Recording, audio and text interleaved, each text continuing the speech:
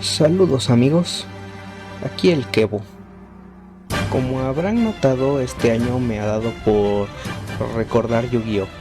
Desde las primeras cartas que obtuve abriendo sobres hasta las más recientes que he jugado. Mientras más recordaba, la nostalgia hizo de las suyas y me dieron ganas de platicar acerca de mi camino por este juego. Este recorrido se ha dado más bien por periodos de tiempo relativamente breves, por lo que he decidido hacer un video por cada uno de ellos. En este primer video solo recorreremos la primera etapa, lo que era el juego antes de las hand traps, antes de los links, los exit y los synchros, cuando el extra deck se llamaba Fusion Deck, porque los monstruos de fusión eran los únicos disponibles en él. Pero bueno, antes que nada, quiero mencionar que me considero un jugador casual. Nunca me ha llamado jugar el meta, así que verán, en su mayoría, arquetipos relativamente débiles en mi camino. Y bueno, supongo que lo suyo es empezar hablando de la forma en cómo llegué al juego. Creo que mi caso es muy similar a muchos otros. Conocí la franquicia por medio del anime. Recuerdo bien el primer episodio que vi. Fue aquel donde Joey Wheeler combate contra My Valentine por primera vez. Los que hayan visto la primera serie lo recordarán. A pesar de haber entendido entre poco y nada del juego, me dio muchísima curiosidad ver cómo jugaban con tarjetas que hacían aparecer monstruos que combatían entre sí. Recuerdo, tras unos episodios más, haber intentado buscar las tarjetas. No tenía idea de si existían en físico o si solo era un programa de televisión. El pequeño e inocente Kevo no tenía idea de que los animes de esa época eran en realidad largos comerciales de productos. Y bueno, al ser tarjetas coleccionables, traté de buscarlas en donde solía comprar otro tipo de carta coleccionable. Los puestos de revistas. Visitaba a todos los que tenían cerca de vez en cuando, preguntando si ya las tenían. Para este momento el juego no era ni de lejos lo que es hoy en día. Era un nicho muy pequeño, por lo que ni siquiera tuve la oportunidad de obtener las cartas bootleg que serían tan comunes en estos puestos unos años más tarde.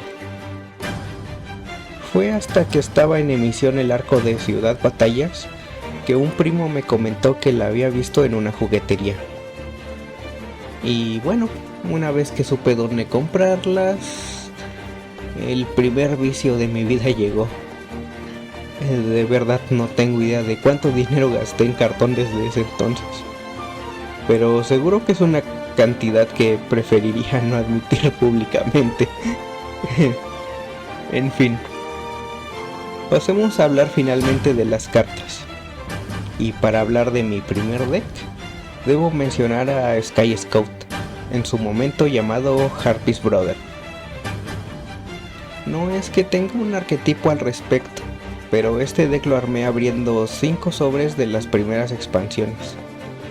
Y de todas las cartas que saqué, Harpies Brother fue mi favorita. Me gustó muchísimo este monstruo. Diría que hasta hoy en día sigue siendo mi monstruo vainilla favorito.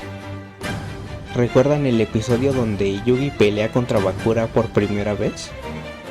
Esa partida en un tocón donde los personajes aparecen con las ropas de sus cartas favoritas cada que estas son jugadas. Bueno, en ese entonces me encantaba imaginarme en ese episodio estando vestido como Harpies Brother, peleando contra los monstruos de Bakura al estilo Wolverine. Con el tiempo fui comprando más sobres y modificando mi juego. Creo que no había arquetipos como tal, pero yo me enfoqué en armar mi deck en monstruos con atributo viento. No tenía una estrategia como tal, sino que saqué esta otra carta de un sobre, la cual incrementa el ataque de monstruos de tipo viento. Y ya que mi carta favorita era de ese atributo, me pareció evidente armar mi deck alrededor de ello. Pero lo dicho, no llevaba una estrategia como tal, Además de la carta de campo, las únicas cartas de apoyo al atributo eran Bladefly y Flying Kamakiri número 1. Cuando salió el sobre de expansión Legacy of Darkness, se volvió mi favorito. Era el único que compraba, con cartas que apoyaron mi deck de viento como Troop Dragon y Greywing. En este sobre saqué mi primera carta ultra rara, el genial dragón tirano. Aunque no era un monstruo de viento, fue algo muy especial para mí sacarlo de un sobre, así que también estuvo en mi deck. Tiempo después adquirí algunas cartas bastante interesantes de atributo oscuridad como Opticlops, Mad Dog of Darkness y Kiko de Ghost Destroyer. Y ya que tenía el campo Mystic Plasma Zone, me hice un deck con monstruos de atributo oscuro. Eso sí, conservé a mis cartas favoritas del deck previo, siendo Harpy's Brother y Tyrant Dragon. Es obvio que poco tenían que hacer. De hecho, el dragón tampoco tenía mucho que hacer en mi deck de viento, pero ya que eran cartas a las que les tuve mucho cariño, las dejé ahí. Al igual que mi deck de viento, este no tenía una estrategia, y la única carta soporte era el campo. Además, durante esa época tuve una obsesión con las cartas de trampa. Llegué a tener un Mirror Force que no recuerdo cómo obtuve. Creo que salió en algún deck estructura o algo así. 3 Sakuretsu Armor, un tributo torrencial que fue robado por alguien con quien solía jugar. Ya saben, no podemos hablar de experiencias en Yu-Gi-Oh sin mencionar un ladrón o estafador. En fin, para el amigo con el que más jugaba, mi deck era tan molesto que se compró un Jinzo solo para contrarrestarme. En ese entonces los carpeteros vendían a Jinzo en unos 200 pesos mexicanos, o 250 creo. Con el valor del dólar en la época serían algo así como, no sé, entre 25 y 26 dólares a lo mejor.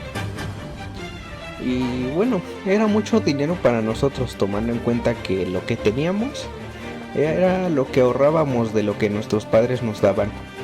Así que fue loquísimo ver a mi amigo gastar tanto dinero solo para contrarrestarme. Al menos esa era la idea que yo tenía. Pero siendo justos, Jinzo realmente era una carta útil para su deck, el cual era principalmente con monstruos de luz y oscuridad para jugar cartas como Chaos Necromancer, su carta favorita.